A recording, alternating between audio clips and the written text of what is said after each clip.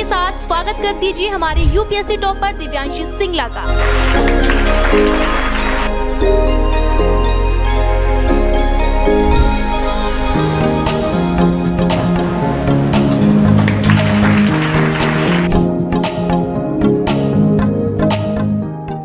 मुझे इंट्रोडक्शन की जरूरत है अभी।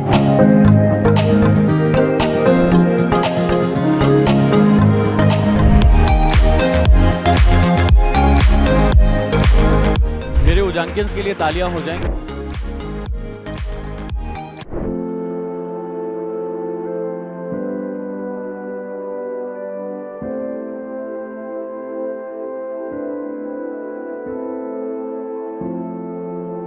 जोरदार तालियों के साथ स्वागत करते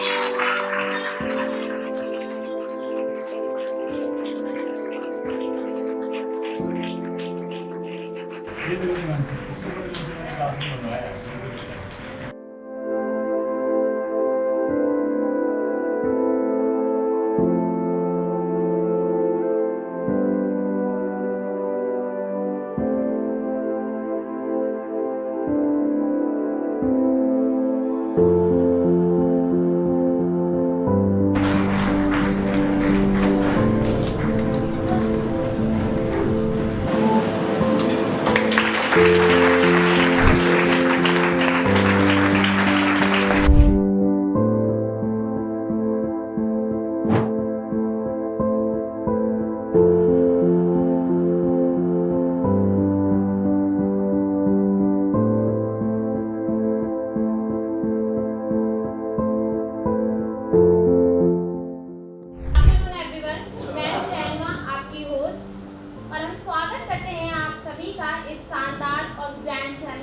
उजांक सर के छात्रों के लिए 99 रुपीज में यूपीएससी प्रिपरेशन बैच #हर घर IAS की भी शुरुआत की थी, जिसके लिए उन्हें IAS कोचिंग इंडस्ट्री में पहले और काबिले तारीफ फैसला रहा है। इसके परिणाम स्वरूप 80,000 से अधिक विद्यार्थियों ने इस बैच में शामिल होकर इसे सफलता की नई परिभाषा दी थी।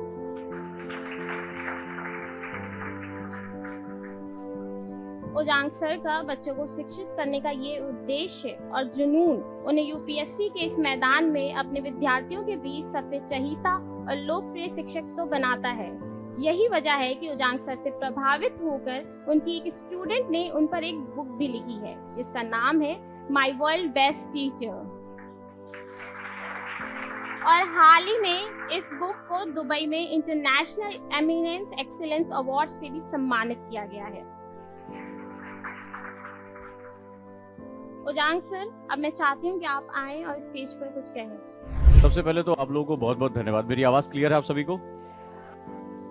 यूं तो बहुत बातें कही गई, एक बात कहा गया वन मैन आर्मी। मैं शायद इससे इत्तेफाक नहीं रखता, क्योंकि उजांक नाम इस इंस्टीट्यूट का है। मेरा व्यक्तित्व तो आप सभी के समर्पित है।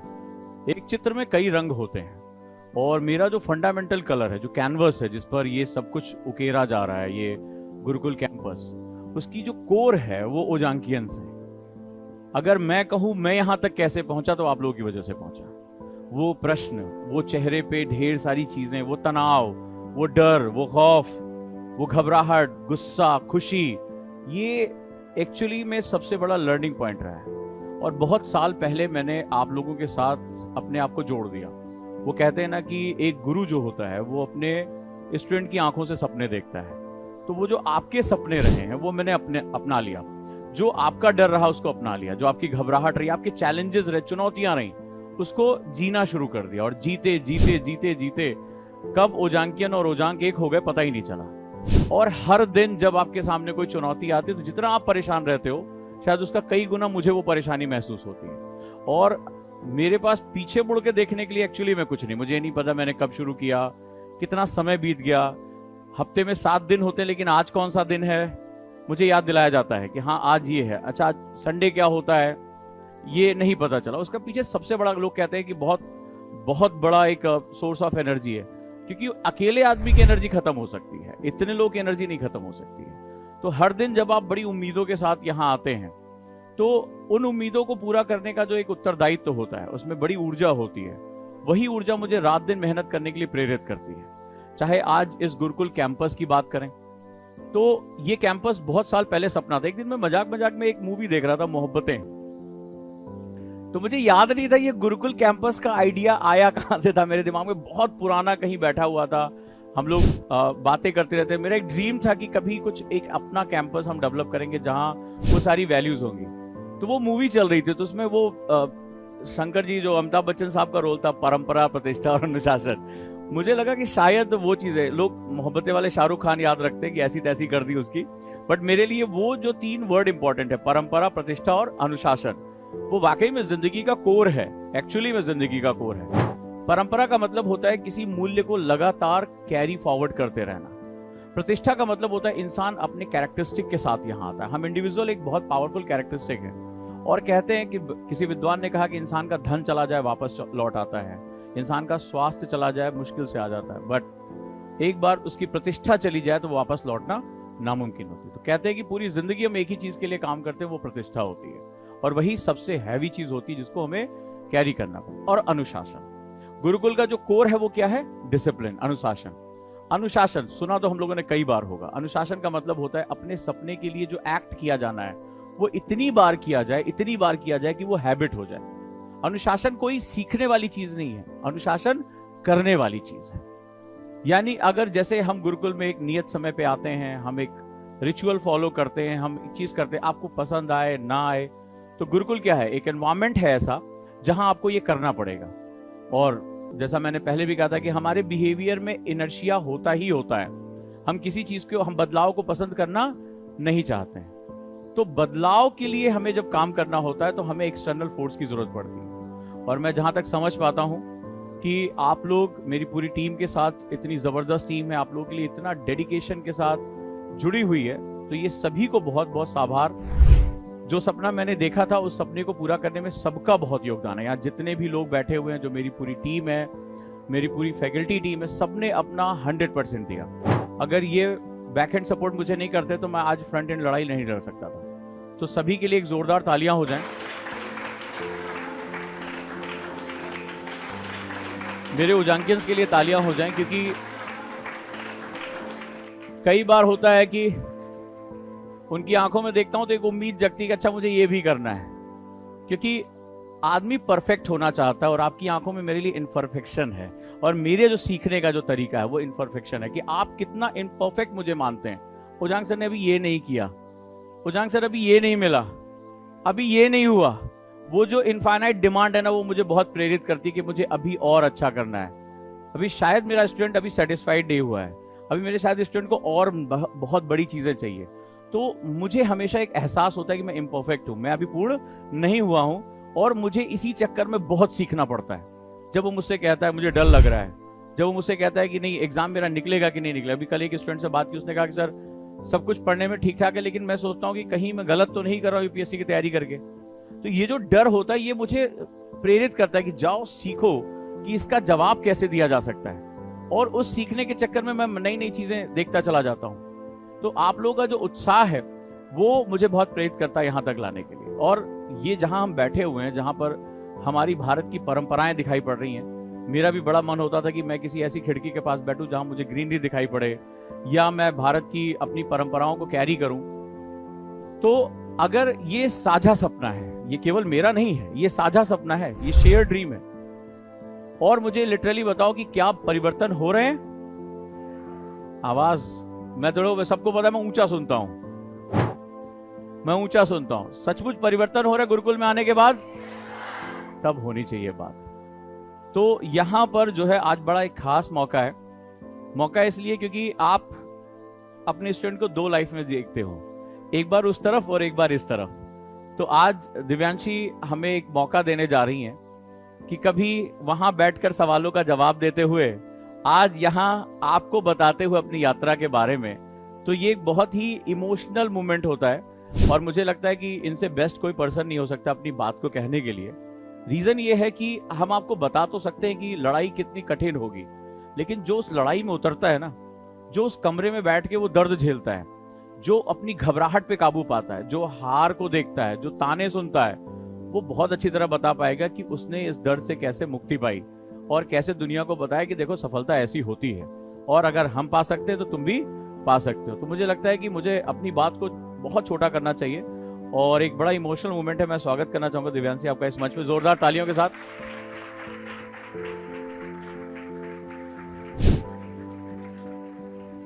और जबरदस्त मौका है, बहुत सी नई नई चीजें, आज एक नए नए अनाउंसमेंट भी हमारे लिए।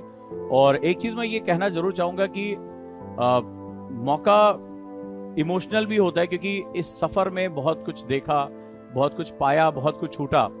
तो आपको सबसे बड़ी बात जो दिव्यांशी से जाननी चाहिए वो ये जाननी चाहिए कि वो जो एक किताबें तो सेम है, लेकिन वो जो पेन है, वो जो फियर हमारे साथ जो बैठता है उस अदृश्य कुर्सी पे जिसको कोई नहीं देख सकता, वो हर दिन ये डाउट जो होता है कि मेरा होगा या नहीं होगा, हम कुछ गलत तो नहीं कर रहे हैं, नहीं हुआ तो क्या होगा, वो सवालों के जवाब पाना बहुत इंपॉर्टेंट है। और साथ साथ बताता चलूं कि आपने प्रीलिम्स में जबरदस्त मार्क्स हासिल किए थे और बहुत अच्छे तरीके से प्रीलिम्स क्रैक किया, जबरदस्त एक्सपीरियंस है और आपकी रैंक 95 है और इस बार इंप्रूवमेंट के लिए, और डेफिनेटली वो इंप्रूवमेंट हो जाएगी, और भी जबरदस्त ये प्रयास चल रहे हैं। तो आपके एक्सपीरियंसेस जानना बहुत जरूरी है और बहुत ध्यान से सुनना। और मैं बड़े उम्मीद करूंगा कि लिख भी अगर लेंगे तो जो चीज लिख ली जाती है वो हमारी हो जाती है, जो चीज सुन ली जाती है वो पराई हो जाती है, ठीक है? तो ध्यान रखना। तो मैं उम्मीद करूंगा कि शायद आपको गुरुकुल कैंपस पसंद आया होगा। मैं जानना चाहता हूं कि कितना पसंद आया, कितनी मेहनत, खून पसीना, खून भी बहा है, ऐसी बात नहीं है, बहुत चोटें लगी इस दौरान, तो कैसा लगा, और जो हम बच्चों के अंदर वैल्यू क्रिएट करना चाहते हैं वो कैसा लगा। तो फिर बाकी चीज़ों के बारे में हम और बातचीत करते रहेंगे। तो मैं आप लोगों को सौंप रहा हूँ दिव्यांशी मैम को, और दिव्यांशी मैम को सौंप रहा हूँ इस क्लास को। अब देखते हैं कम्युनिकेशन कितना अच्छा हो पाता है और कितना अच्छे से आप बातचीत कर सकते हैं। थैंक यू सो मच, और मेरे बच्चों को अच्छे से गाइड करते रहिए। Hello everyone. First of all, I would like to thank Ojang sir for inviting me here. It's always a great opportunity to interact with you students.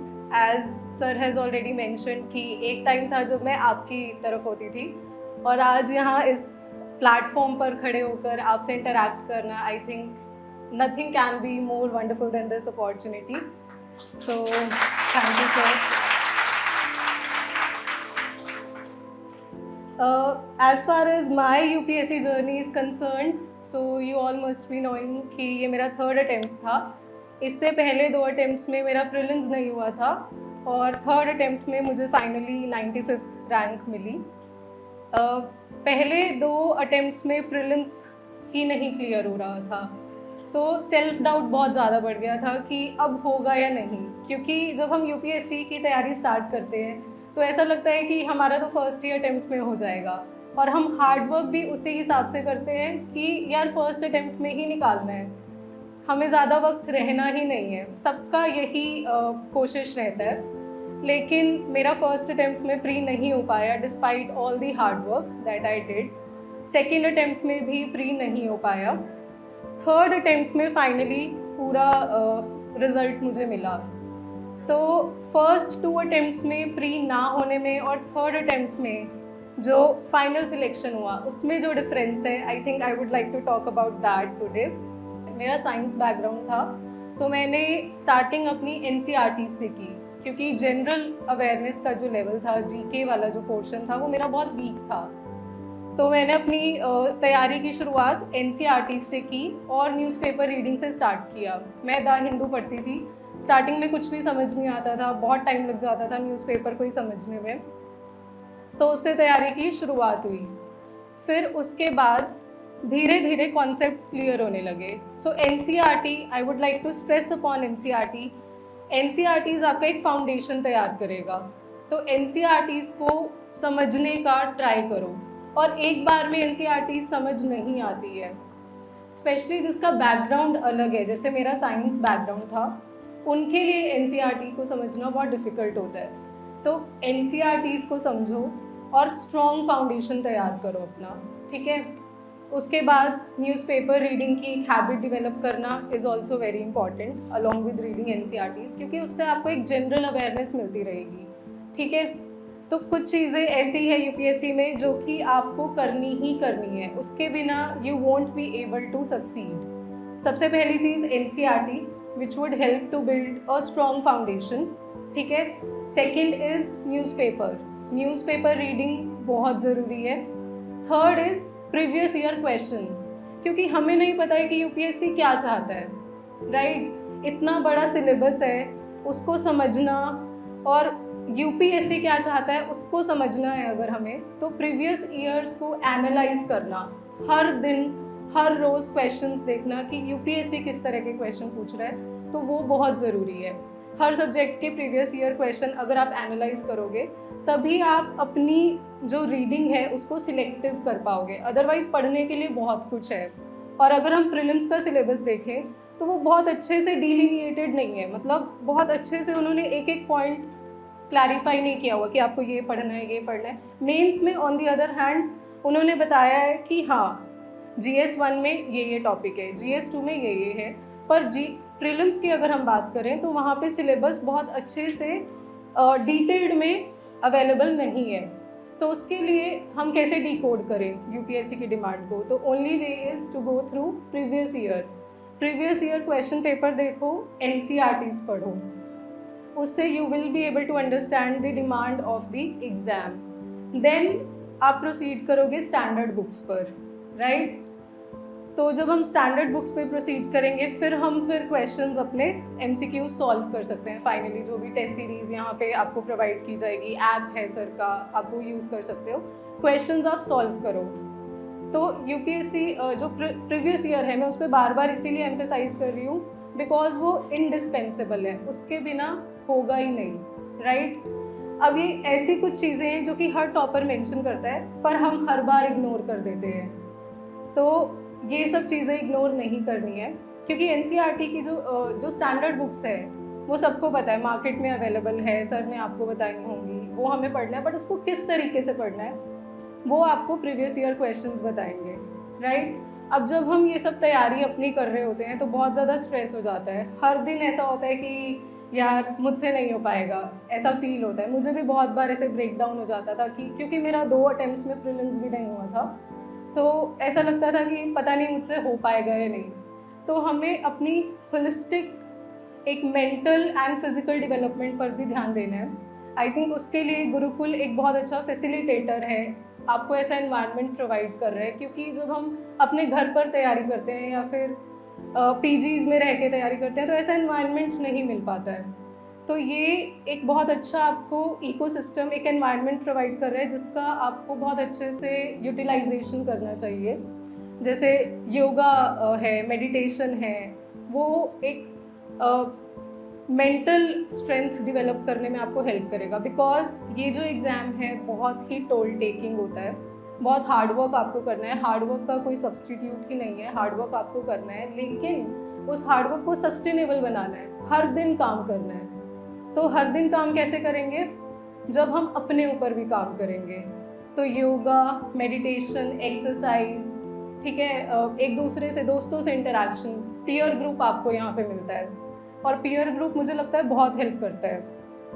आप अपने दोस्तों से डिस्कशन कर सकते हो एग्ज़ाम से रिलेटेड, राइट। तो गुरुकुल एक बहुत अच्छा फैसिलिटेटर है यहाँ पे, so you should take advantage of the facilities that has been provided here। अब प्रीलिम्स का मैंने आपको बताया कि आपको शुरुआत कैसे करनी है, ठीक है। NCERTs, PYQs और newspaper will give you a window, जिसके बाद आपको स्टैंडर्ड बुक्स पर अप्रोच करना है।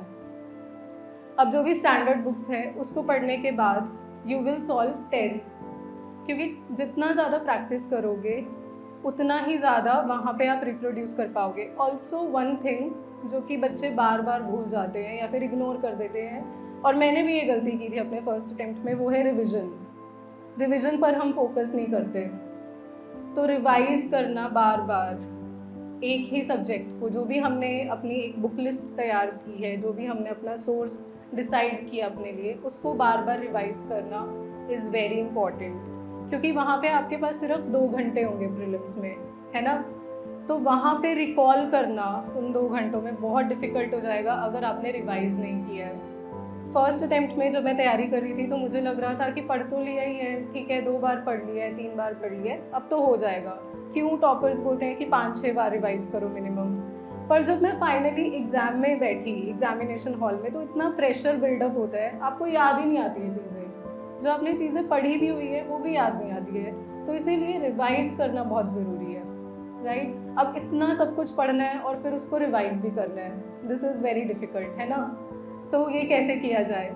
अपनी जो बुक लिस्ट है उसको एक डिफ़ाइन करो, ये भी पढ़ना है, वो भी पढ़ना है, ये भी करना है, वो भी करना है, ये टेंडेंसी नहीं होनी चाहिए। एक बुक लिस्ट अपनी तैयार करो, ठीक है, और उसी को ही समझो, उसी को ही बार बार याद करो, रिवाइज करो। मटेरियल कलेक्टर हमें नहीं बनना है, राइट। हमें एग्ज़ाम क्रैक करना है, हमें स्कॉलर नहीं बनना है कि हमें ये भी पढ़ना है, हमें ये रिसर्च भी पढ़नी है, ऐसा नहीं करना है। जो भी एग्ज़ाम है उसकी डिमांड को समझा और फिर बार बार रिवाइज किया। ऑल्सो अपनी प्रेपरेशन को, जो भी हमारी स्ट्रैटेजी है उसको मॉनिटर करना टाइम टू टाइम, कि मैं कुछ गलत तो नहीं कर रही, मैं कुछ गलत तो नहीं कर रहा, वो भी बहुत ज़रूरी है, ठीक है। तो इससे क्या होगा, जो भी आपकी मिस्टेक्स होगी वो मिड कोर्स करेक्शन जिसको हम बोलते हैं, वो एग्ज़ाम में मिस्टेक होने से अच्छा है कि पहले ही मिस्टेक्स हो जाए। सारी गलतियाँ जब हम तैयारी के फेज़ में, प्रेपरेशन के फेज़ में तभी हो जाए, ठीक है। और जो भी डाउट्स है या फिर कुछ भी ऐसा कुछ भी है, वो आप सर का मैंने मेंटोरशिप सेशन देखा, वो भी आप उसे यूटिलाइज कर सकते हो, ठीक है। तो आई वुड से कि जो भी यहाँ पे फैसिलिटीज़ आपको प्रोवाइड की जा रही है उसको फॉर ग्रांटेड मत लेना, क्योंकि एक ये भी टेंडेंसी होती है जब हमें अच्छी फैसिलिटीज़ प्रोवाइड की जाती है तो हम उसको फॉर ग्रांटेड ले लेते हैं, हम यूज्ड टू हो जाते हैं कि नहीं यार ठीक है ये भी है, ये भी है। पर आप अपनी स्ट्रैटेजी जब बनाओ तो आप ये ध्यान रखो कि मुझे कैसे इन फैसिलिटीज़ को यूज़ करना है, ठीक है। अब आती है मेंस की बात। तो मेंस में आंसर राइटिंग से रिलेटेड बहुत सारे डाउट्स होते हैं कि आंसर राइटिंग कैसे करें, कब से करें, है ना। तो सबसे पहले जब तक आपको पता ही नहीं है कि क्या पढ़ना है क्या नहीं, तो आप आंसर राइटिंग कैसे करोगे। मेंस का सिलेबस जैसे कि मैंने मेंशन किया बहुत अच्छे से डिटेल में प्रोवाइड किया हुआ है यूपीएससी ने। ऐसा नहीं है कि अंडर द सन कुछ भी पूछते हैं, ऐसा नहीं होता है। मेंस का सिलेबस बहुत डिटेल में आपको यूपीएससी की वेबसाइट पे मिलेगा। आप गो थ्रू करो, अंडरस्टैंड करो कि इस टॉपिक की क्या डिमांड है, उससे रिलेटेड नोट्स बनाओ, उसको रिवाइज करो and then start answer writing, okay. Also एक पॉइंट जो मैं यहाँ भूल गई थी मेंशन करना प्रीलिम्स के लिए, वो है सीसैट। अगर हम पिछले 2-3 साल के ट्रेंड को देखें तो CSAT has become a major deciding factor. लोगों का जीएस में अच्छा स्कोर आ रहा है पर सीसैट की वजह से दे आर नॉट क्वालिफाइंग। और जब ऐसा होता है कि सीसैट में आपका सीसैट की वजह से प्रीलिम्स क्वालिफाई नहीं होता तो वो बहुत ही डिसहार्टनिंग होता है। तो ऐसा नहीं होना चाहिए। सीसैट को भी डे 1 से करो, जैसे हम जीएस के लिए डे 1 से प्लान बनाते हैं वैसे ही सीसैट के लिए भी डे 1 से ही प्लान बनाना है। मैंने अपने 3rd अटेम्प्ट में सीसैट को डे 1 से किया था, क्योंकि सीसैट मेरे लिए एक मेजर हर्डल था प्रीलिम्स को क्रैक करने में। तो सीसैट को मैंने डे 1 से किया था। So you should take it very very seriously. CSAT को इग्नोर नहीं करना है। अब हम मेंस की बात करते हैं। तो मेंस में जो आंसर राइटिंग का है उसमें आपको जैसा मैंने बताया कि सिलेबस देखो। अब बहुत सारे एस्पिरेंट्स होते हैं वो इस चीज़ को इग्नोर कर देते हैं सिलेबस देखने को, जबकि ये सबसे इम्पॉर्टेंट पार्ट है आपकी प्रेपरेशन का। सिलेबस जब तक समझ नहीं आएगा तब तक यूपीएससी क्या आपसे एक्सपेक्ट कर रहा है, you won't be able to understand that. तो सिलेबस देखो, मेंस के PYQs देखो, एंड फिर जब आपको आंसर राइटिंग करनी है तो आप PYQs को ही अपना सोर्स बनाओ और उससे आप अपनी आंसर राइटिंग स्टार्ट करो, ठीक है। मेंस में भी रिवीजन का उतना ही इम्पॉर्टेंट रोल है जितना कि प्रीलिम्स में है, क्योंकि यहाँ पे भी हमारे पास लिमिटेड टाइम है और प्रेशर उतना ही होता है एग्ज़ाम हॉल में। तो आपको अगर मेन पॉइंट्स अपने लिखने हैं तो उसके लिए रिवीजन बहुत ज़रूरी है। तो ये है हमारी second stage. Then comes third stage. Third stage interview stage है, और ये भी अगर हम लास्ट ईयर का ट्रेंड देखें तो बहुत ही डिफाइनिंग स्टेज हो चुकी है। तो इंटरव्यू के लिए बहुत होलिस्टिक डेवलपमेंट हमको करनी होती है। तो अगर हम स्टार्टिंग से ही अपने आप को एंगेज कर रहे हैं फिजिकल एंड मेंटल एक्टिविटीज़ में, जैसे योगा में, और अपने पीयर ग्रुप के साथ खुद को एंगेज कर रहे हैं, तो आपकी पर्सनालिटी डेवलपमेंट होगी, राइट। और हमें क्या चाहिए, फाइनल सिलेक्शन चाहिए। तो आप स्टार्टिंग से ही ओवरऑल पर्सनालिटी डेवलपमेंट पे काम करेंगे तो इंटरव्यू में आपके लिए वो बहुत एडवांटेज क्रिएट करेगा, ठीक है। तो आई वुड से कि जो स्ट्रैटेजी है अपनी उस पर स्टिक करो, उसको मॉनिटर करते रहो, मिड कोर्स करेक्शन के लिए रिवीजन पे ध्यान दो, सिलेबस देखो। ये कुछ इम्पॉर्टेंट चीज़ें हैं जिनको बड़ी जल्दी हम इग्नोर कर देते हैं, पर ये बहुत इंपॉर्टेंट है। इनको इग्नोर करना भी बहुत ईजी है कि नहीं यार सिलेबस क्या देखना है, सीधा स्टैंडर्ड बुक उठाई और पढ़ा। नहीं, ऐसा नहीं होना चाहिए। सिलेबस देखो, PYQs देखो, तभी समझ आएगा कि स्टैंडर्ड बुक से क्या पढ़ना है और किसको बार बार रिवाइज करना है, क्योंकि एज अ ह्यूमन सब कुछ याद रखना is not feasible for us, ठीक है। तो ये कीजिए। ऑल्सो जो भी फैसिलिटीज़ आपको यहाँ प्रोवाइड की जा रही है, एक प्रॉपर एक डिसिप्लिन वाला जो माहौल मिल रहा है, आई थिंक ये सबको नहीं मिलता है, और अगर आपको मिल रहा है तो आप उसका फ़ायदा उठाओ पूरा, ठीक है। एंड तक सस्टेन करो अपनी प्रिपरेशन को, हर रोज़ काम करो, थोड़ा थोड़ा काम करो। I think that's it. I would say this only. अब आपके जो भी डाउट्स है यू कैन आस्क।